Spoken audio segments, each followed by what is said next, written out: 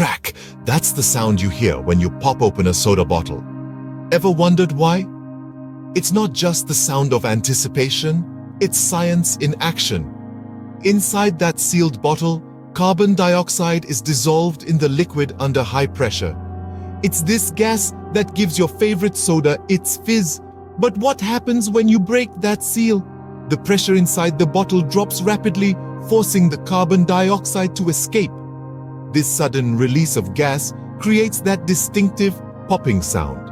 So, next time you hear that satisfying pop, remember, it's not just a sound, it's the sweet symphony of science. Enjoy your fizzy drink, and remember, every sip is a little bit of science.